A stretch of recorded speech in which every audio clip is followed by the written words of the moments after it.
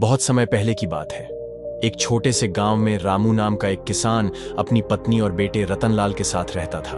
उनके पास थोड़ी सी जमीन थी जिस पर वह गन्ना उगाकर उसका रस निकालकर गुड़ बनाता था और फिर गुड़ को बाजार में बेचकर अपने घर का गुजारा करता था। सर्दियों के दिन थे। रामू और उसका बेटा रतन सुबह से शाम तक खेतों में काम करते, गन्ना काटते और चूल्हे पर गुड़ पकाते। रामू हमेशा गुड़ लेकर खुद बाजार जाता था क्योंकि उसे लगता था कि उसका बेटा रतन अभी छोटा है और उसमें बाजार के सौदे की समझ नहीं है। एक दिन रामू ने बैलगाड़ी में गुड़ लोड किया और बाजार की तरफ रवाना हो गया। वहां जाकर उसने गाड़ी खड़ी की और ग्राहकों का इंतजार करने लगा। कुछ देर बाद एक व्यापारी वहां से गुजरा। गुड़ को देखकर उसे याद आया कि उसकी पत्नी ने आज गुड़ वाली खीर बनाने को कहा था।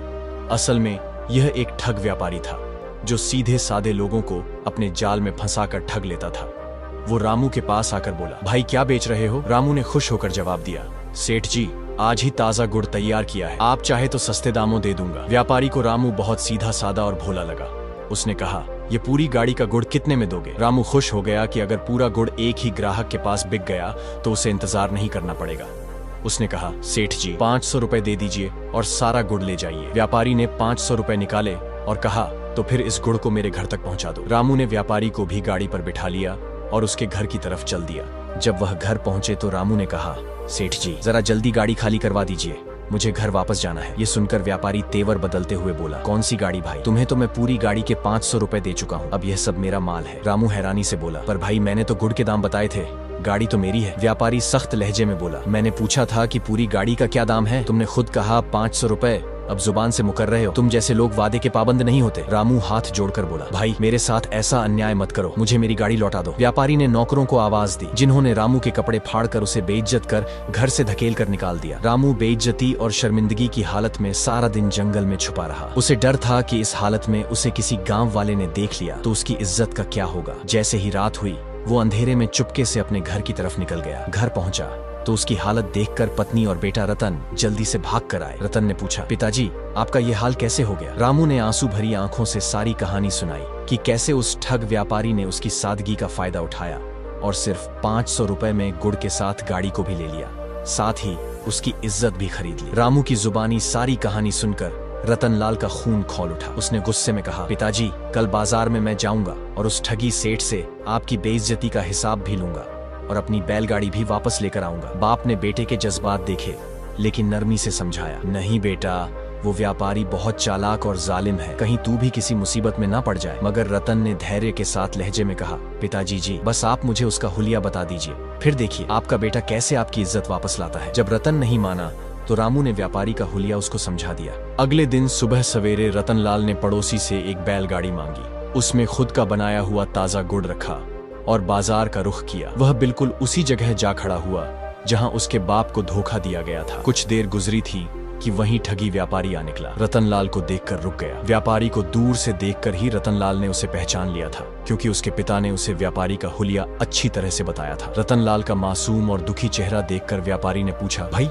तुम इतना उदास क्यों बैठे हो? रतनलाल बोला, क्या बताऊं काका, कल मेरे पिताजी गुड़ बेचने आए थे पर कुछ लुटेरों ने गुड़ को गाड़ी समेत ही लूट लिया। रतनलाल का लहजा सुनकर व्यापारी ने दिल में सोचा, कल बाप को बेवकूफ बनाया था, आज बेटे की बारी है, ये तो और भी सादा लग रहा है, अब की बार सारा गुड़ और गाड़ी दोनों हाथ लगेंगे। व्यापारी रतन के पास आया और बोला, भाई इस गाड़ी में क्या है?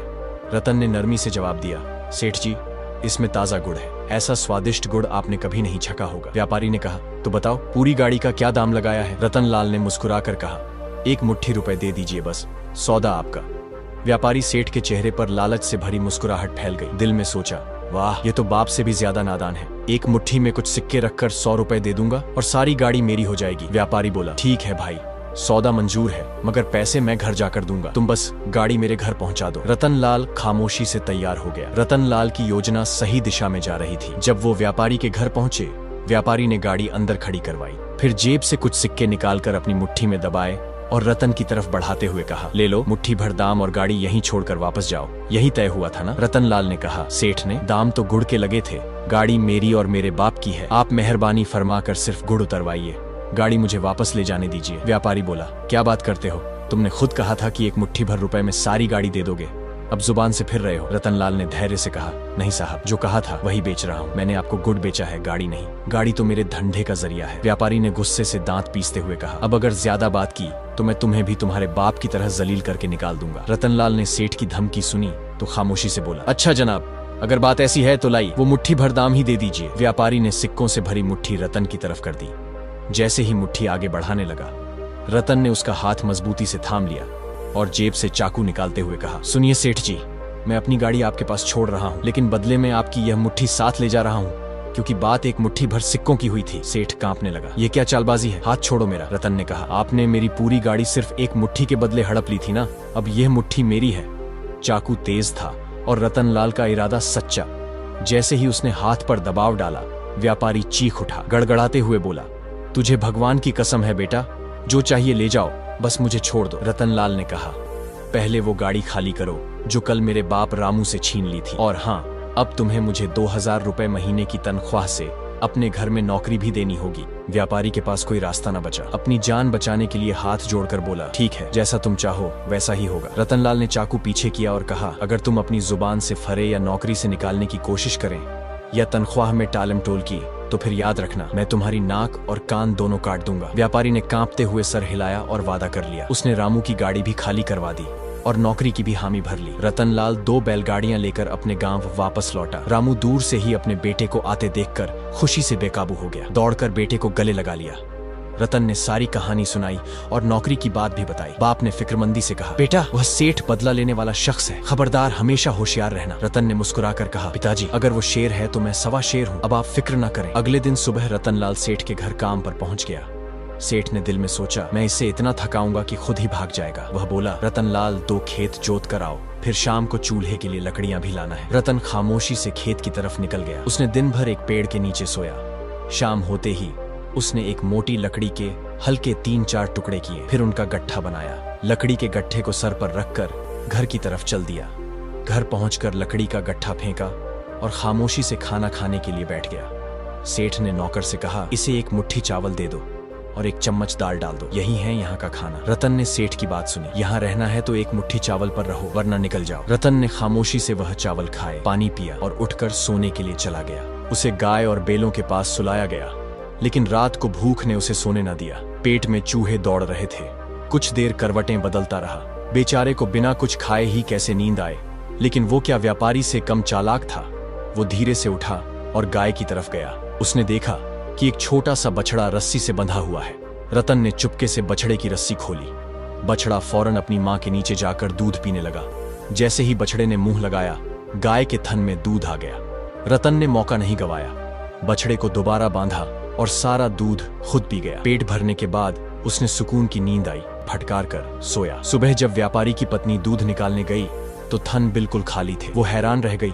उसने जाकर यह बात व्यापारी को बताई। व्यापारी आकर गाय के करीब झुका ही था कि गाय ने जोर की लात मारी और वह पीछे जा गिरा। व्यापारी के गिरने की आवाज सुनकर रतन की आंख खुल गई। वो मन में सोचा, रतन को भूखा सुलाएगा तो ऐसे ही गाय की लात खाएगा, और यह रोज का काम बन गया। रतन हर रात बछड़े को छोड़ता, गाय का सारा दूध खुद पी जाता और दिन भर काम करता रहता। लेकिन वह शरीर से कमजोर होने के बजाय पहले से भी ज्यादा तंदुरुस्त और मजबूत दिखाई देता। व्यापारी हैरान रह जाता, यह लड़का एक मुट्ठी चावल खाता है, सारा दिन काम करता है और फिर भी ऐसे तंदुरुस्त कैसे हैं? उसे क्या खबर थी कि उसकी गाय का सारा दूध रतन के ही पेट में जा रहा है। कुछ दिन बाद व्यापारी की पत्नी अपने मायके चली गई। पूरा महीना गुजर गया, लेकिन वो वापस न आई। व्यापारी अकेला होकर उदास रहने लगा। आखिरकार उसने फैसला किया कि वो खुद जाकर अपनी पत्नी को वापस लाएगा। उसने रतनलाल से कहा, रतन, मेरे साथ चलना है, तुम्हारी मालकिन को लेने जाना है। फिर दोनों ससुराल की तरफ चल दिए। उनके पास सिर्फ एक घोड़ा था। उस पर सेठ खुद बैठा और रतन को पैदल साथ चलने को कहा। रतन मन में मुस्कुराया, अच्छा तरीका निकाला है मुझसे जान छुड़ाने का। सोचा होगा मैं रास्ते में मर जाऊंगा और यह जनाब घोड़े पर आराम से ससुराल पहुंच जाएंगे। अगर तुझे होश न दिलाई तो मेरा नाम भी लालो के लाल रतनलाल नहीं। कुछ दूर चलने के बाद सेठ थक गया। दोनों एक पेड़ के नीचे बैठ गए। सेठ लेटकर आराम करने लगा और रतन से कहा, घोड़े का ख्याल रखना, मैं जरा आंख लगा रहा हूँ। रतन बोला, हाँ जी सेठ जी, आप बेफिक्र आराम करें, मैं बैठा हूँ। थोड़ी ही देर बाद कुछ सौदागर काफिले के साथ वहां से गुजरे। रतन ने घोड़े की पूंछ का थोड़ा सा हिस्सा काटा और उसे अपने पास रख लिया और फिर घोड़ा उन सौदागरों को बेच दिया। सौदे के बाद रतन एक झाड़ी के करीब जाकर बैठ गया और पूंछ का कटा हुआ हिस्सा एक चूहे के सुराग पर रख दिया, जैसे वह चूहे को पकड़ने बैठा हो। थोड़ी देर बाद सेठ की आंख खुली। उसने इधर उधर नजर दौड़ाई तो घोड़ा गायब था। रतन झाड़ी के पास बैठा था, हाथ में पूंछ का टुकड़ा था। रामू का बेटा रतन लाल, जो अब एक चालाक, हाजिर दिमाग और जुर्रत नौजवान के तौर पर अपनी पहचान बना चुका था। सेठ की हर चाल का न सिर्फ जवाब दे रहा था, बल्कि उसी की जुबान में बदला भी ले रहा था। सेठ ने जब आंख खोली तो रतन को घोड़े की पूंछ पकड़े झाड़ी के पास बैठे देखा। वो गुस्से से बोला, रतन, मेरा घोड़ा कहाँ गया? रतन ने मासूम लहजे में कहा, सेठ जी, घोड़ा तो चूहे के बिल में घुस गया। मैंने बड़ी मुश्किल से इसकी पूंछ पकड़ रखी है, अकेला खींच नहीं पा रहा हूँ, जरा आप भी जोर लगाइए। सेठ गुस्से में आ गया और जैसे ही उसने घोड़े की पूंछ खींची, पूंछ उसके हाथ में रह गई। ये क्या मजाक है? सेठ चिल्लाया। रतन ने सहज भाव से कहा, सेठ जी, आपने खुद कहा था अगर जाना है तो मेरे नाक कान काट कर जाओ, तो आप ही बताइए, पूंछ तो मेरे साथ रह गई, अब घोड़ा नहीं रहा। सेठ कुछ न कह सका। मजबूरी में उसे रतन को फिर साथ लेकर आगे बढ़ना पड़ा। रास्ते में एक बाजार आया। सेठ ने वहां से दूसरा घोड़ा खरीदा, इस बार काला घोड़ा। वह दोनों आगे बढ़ने लगे। रास्ते में पड़ाव डाला गया। सेठ ने रतन से कहा, यह घोड़ा खास है, इसे खूब रगड़ कर नहलाओ, सारी मैल छीलनी चाहिए। रतन ने बाजार जाकर वो घोड़ा भी बेच दिया और इस बार एक खूबसूरत सफेद खरगोश ले आया। जब सेठ की आंख खुली तो रतन खरगोश लिए बैठा था। रतन, घोड़ा कहाँ है? रतन ने बड़ी सादगी से कहा, सेठ जी, आपने कहा था रगड़ रगड़ के नहलाओ। मैंने इतना रगड़ा कि घोड़े का काला रंग उतर गया। अब देखिए, यह बिल्कुल सफेद हो गया, और इतना रगड़ा कि वो सिकुड़ कर यह खरगोश जैसा बनकर रह गया। सेठ ने दांत पीसे, मगर शर्त के मुताबिक वह कुछ भी कर ना सका। अब दोनों पैदल चलने पर मजबूर हो गए। ससुराल करीब आ गया था, मगर सेठ भूख से निढाल हो चुका था। सारी रकम घोड़ों पर खर्च हो चुकी थी और खाने पीने का सामान भी खत्म हो चुका था। सेठ एक पेड़ के नीचे बैठा और रतन से कहा, रतन, जा मेरे ससुराल खबर दे आ कि आपका दामाद आ रहा है। वो लोग खुश होकर मेरे लिए खाने पीने का इंतजाम करेंगे। रतन रवाना हुआ। उसे गफलेबाजी करने का एक और मौका मिल चुका था। रतन जैसे ही वह सेठ के ससुराल पहुंचा तो उसने अपना परिचय देकर सेठ के आगमन की खबर दिया। सेठ की सास ने फिक्रमंदी से पूछा, बेटा, हमारे दामाद जी तबीयत से अच्छे तो हैं? रतन ने सादगी से जवाब दिया, नहीं, उनका वक्त ठीक नहीं है। आपके दामाद जी को सख्त पेट की खराबी हो गई है। रतन की हाजिर दिमागी और चालाकी ने रामू के दुख का बदला इस शान से लिया कि न सिर्फ बाप का मान बुलंद हुआ, बल्कि वो जालिम सेठ, जो पहले रामू को बेइज्जत करके निकाल चुका था, अब उसी के बेटे का मोहताज बन गया। रतन को जब सेठ के साथ ससुराल जाना पड़ा तो रास्ते भर सेठ ने उसे सताने का कोई मौका न छोड़ा, मगर रतन ने हर बार अक्ल, सब्र और हाजिर दिमागी से उसे नाकाम कर दिया। वो कभी घोड़ा बेचकर उसकी पूंछ चूहे के बिल में फंसाकर बहाना बनाता, तो कभी खच्चर के बदले खरगोश लाकर सेठ को थमा देता। लेकिन सेठ शर्त के मुताबिक कुछ न कर सकता। उसे कर्मों का फल तो मिलना ही था। उसने रामू के साथ जो किया था।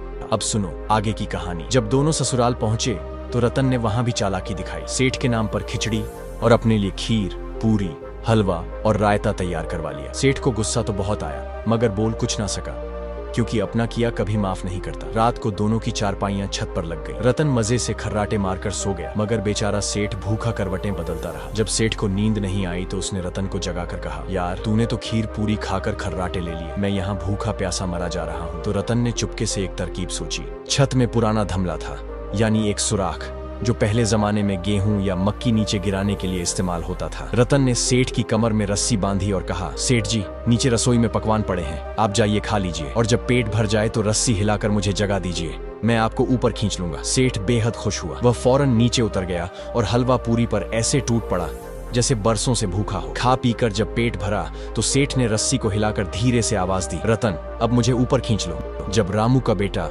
रतन सेठ गंगाधर के साथ ससुराल पहुंचा तो उसने एक एक करके अपनी योजना, अकल और हाजिर दिमागी से वह सब सबक सिखाए जो बरसों पहले सेठ ने रामू को जलील करके सताए थे। रात को रतन ने चालाकी से सेठ को रस्सी बांधकर धमला के जरिए रसोई में उतार दिया ताकि वह जाकर पेट भरकर खा ले, मगर फिर खुद रतन खर्राटे लेते लेते गहरी नींद में चला गया। अब नीचे सेठ खा पीकर तैयार बैठा था, आहिस्ता आहिस्ता आवाजें दे रहा था, अरे रतन, ओ रतन, खींच खींच मुझे ऊपर खींच। मगर रतन बेखबर था। इधर सेठ की सांस पानी पीने आई। दरवाजे के पास आई तो अंदर से आवाजें सुनी, खींच खींच, जल्दी खींच। बेचारी घबरा गई, भागकर सेठ के ससुर को जगाई। अरे जी, रसोई में कोई जिन या भूत आ गया है जो बार बार कह रहा है, खींच खींच, जल्दी खींच। बूढ़े ससुर ने फौरन बेटे, दामाद और हमसाए जमा किए और सब रसोई के दरवाजे पर कान लगाए खड़े हो गए। अंदर से आवाजें आ रही थी, अरे रतन, मरवाएगा क्या, जल्दी खींच। तब तक रतन जाग गया। जल्दी से रस्सी खींचकर सेठ को ऊपर खींच लिया। जब तक ससुर ने दरवाजा खोला, सेठ वापस छत पर पहुंच चुका था। नीचे रसोई खाली देखकर सब हैरान होकर अपने कमरों में वापस चले गए, लेकिन किस्मत तो कुछ और ही लिख चुकी थी। रतन की गफलेबाजी अभी कहाँ रुकी थी। रात के आखिरी पहर सेठ के पेट में मरोड़ा चलना शुरू हो गया। उसने रतन को फिर से जगाया। उठ, मेरे साथ खेतों तक चल, बहुत जोर से दबाव लग रहा है, शायद पेट खराब हो गया है। रतन आधी नींद में बोला, सेठ जी, बाहर जाने की क्या जरूरत है, यहाँ पास एक मिट्टी की हांडी रखी है, उसमें ही काम निपटा लीजिए।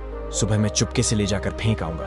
अब भला सेठ करे तो क्या, मजबूरी थी, दबाव से मारता क्या ना करता। बेचारा सेठ हांडी में ही काम निपटा लिया। जब सेठ का पेट खाली हो गया तो वह भी गहरी नींद में सो गया। सुबह जल्दी आंख खुली तो सेठ ने रतन को जगाया। उठ जल्दी, यह हांडी बाहर फेंक कर आ, वरना लोग देख लेंगे तो मेरी इज्जत खाक में मिल जाएगी। मगर रतन तो खर्राटे मार रहा था। सेठ ने उसे खूब हिलाया मगर कोई फायदा ना हुआ। सेठ ने आखिरी फैसला लिया। उसने चादर ओढ़ी, हांडी को सिर पर रखा और दबे कदम सीढ़ियां उतरने लगा। जैसे ही आंगन में पहुंचा, क्या देखता है, ससुर भैंसों को चारा डाल रहा है। सेठ नजरें चुराकर जल्दी से दरवाजे की तरफ बढ़ा, मगर रतन की आखिरी चाल, यह सब रतन छत से देख रहा था, मौके का इंतजार कर रहा था। जल्दी से करीब रखी एक लकड़ी की मोटी लाठी उठाई, दबे पांव नीचे उतरा और पीछे से सेठ पर हमला आवर होने के लिए तैयार हो गया। जैसे ही सेठ चादर ओढ़कर सिर पर हांडी रखे जंगल की तरफ जा रहा था ताकि अपनी इज्जत बचा सके, रतन ने फौरन पूरे गांव में शोर मचा दिया। चोर चोर, अरे देखो, सिर पर हांडी लेकर चादर ओढ़े जा रहा है चोर। कुछ लोग जो सुबह सवेरे भैंसों को चारा देने जाग चुके थे,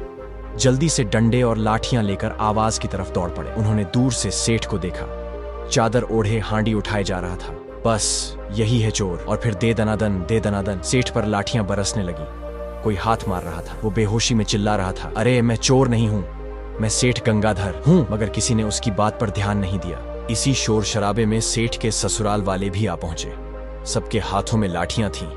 तब रतन ने एक आखिरी बात कहकर तमाशा मुकम्मल कर दिया, अरे सब लोग तो यहाँ हैं, पर हमारे सेठ जी कहाँ गए। सब चौंक गए। हाँ वाकई, दामाद जी तो शोर सुनते ही गायब हो गए। आखिर कहाँ है। जब उन्होंने चादर खींच कर देखा तो सामने खुद उनका दामाद बैठा था, चेहरा शर्मिंदगी से झुका हुआ, जिस्म नीला पड़ा और सिर पर हांडी और हांडी में हलवा। पूरी महफिल में हंसी गूंज उठी। हंसी का तूफान था। सेठ शर्म से पानी पानी हो चुका था। इज्जत, गुरूर और रुतबा सब मिट्टी में मिल चुका था। सेठ का पछतावा रतन की जीत हो रही थी। सास ससुर ने दामाद को घर के अंदर ले जाकर दूसरे कपड़े पहनने को दिए। सेठ की पत्नी को भी साथ किया गया और सबने सेठ के साथ उसकी पत्नी को विदा किया। जब वह घर पहुंचा तो रतन ने धीरे से कहा, सेठ जी, जो आपकी हांडी पर पहली लाठी पड़ी थी वो मैंने मारी थी, और जो चोर चोर चिल्लाया था वो भी मैं ही था। सेठ के कदम जैसे जमीन में धंस गए, आंसू आंखों में थे। उसने डरी हुई आवाज में कहा, रतन, ये तूने क्यों किया, तुझे इससे क्या मिला। रतन ने नरमी और सहज भाव से जवाब दिया, मुझे वही मिला जो आपने मेरे सीधे सादे पिताजी के कपड़े फाड़कर जंगल में छोड़कर हासिल किया था। ये उसी ठगी हरकत का बदला था। सेठ की गर्दन झुक गई। रतन, मुझे माफ कर दे, भगवान के लिए अब तू मेरा पीछा छोड़ दे। रतन ने संजीदगी से कहा, इतनी आसानी से पीछा नहीं छूटेगा सेठ जी। मेरा आपसे वादा था कि जब आप मुझे नौकरी से निकालेंगे, अपने नाक कान काटकर मेरे हाथ में रखेंगे। सेठ हाथ जोड़कर रोने लगा। रतन, नाक कान छोड़, जो मांगेगा दूंगा, बस मेरी इज्जत बख्श दे। रतन ने आखिरी शर्त रखी, वादा करो कि आज के बाद किसी भी गरीब को धोखा नहीं दोगे, किसी का मजाक नहीं उड़ाओगे। अभी के अभी मेरे हाथ पर मेरी तनख्वाह और 500 रुपए अलग से रख दो। सेठ ने फौरन वादा किया। तनख्वाह और 500 रुपए रतन के हाथ में रखे और अपने किए पर पछतावे के साथ सर झुकाए खामोश होकर बैठ गया। आखिर में रतन लाल वापस अपने घर चला गया। व्यापारी सेठ गंगाधर ने सच में जिंदगी भर का सबक सीख लिया। अब वो न किसी को धोखा देता, न गरीब का मजाक उड़ाता। दिल से तौबा की और रामू के बेटे से माफी मांगी। सबक, जिसने किसी के माँ बाप का दिल दुखाया वो जिंदगी में कभी सुकून न पा सका। जो गरीब को जलील करे, भगवान उसे दुनिया में ही रुस्वा कर देता है, और जो सब्र करे, भगवान उसे इज्जत, अक्ल और मौका दोनों देता है। दोस्तों, कहानी अच्छी लगी हो तो वीडियो को लाइक कर दो यार। कमेंट करना भी आपका फर्ज बनता है। खैर, चैनल को सब्सक्राइब करना तो आपकी मर्जी है। मिलते हैं एक और नई कहानी के साथ। तब तक आप सभी खुश रहो, स्वस्थ रहो, मस्त रहो। धन्यवाद।